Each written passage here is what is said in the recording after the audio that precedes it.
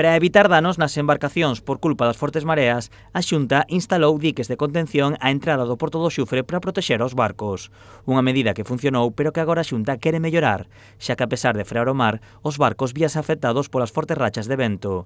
Para incrementar a protección, Portos de Galicia, xunto coa Universidade da Coruña, instalaron uns paneis flotantes nunha das pasarelas do Porto da illa. Lo que estamos desarrollando es unos paneles que lo que evitan es el viento que afecta a las embarcaciones.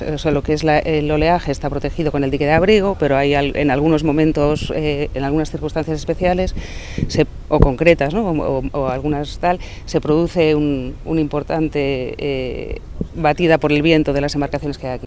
O proxecto ten un custo de 100.000 euros. Os paneis instálanse sobre os pantaláns e permiten aumentar a protección das embarcacións. Lo que hemos hecho es instrumentar los pantalanes para comprobar que pueden aguantar el esfuerzo que hacen las barreras. También está controlado el tiempo, anemómetros y demás, y todo eso se puede controlar en remoto desde la universidad en tiempo real. Veremos cómo se comporta y veremos si hay que hacer modificaciones a la solución propuesta y siguientes aplicaciones en otros puertos o en otros pantalanes. O obxectivo é que os paneis freen o vento e así evitar que os barcos se balanceen e reciban os danos. Evitar o vento que chegue hacia os barcos e que os faga ladear, non? Que non fagan como unha vela cada barco cando está desprotegido do vento.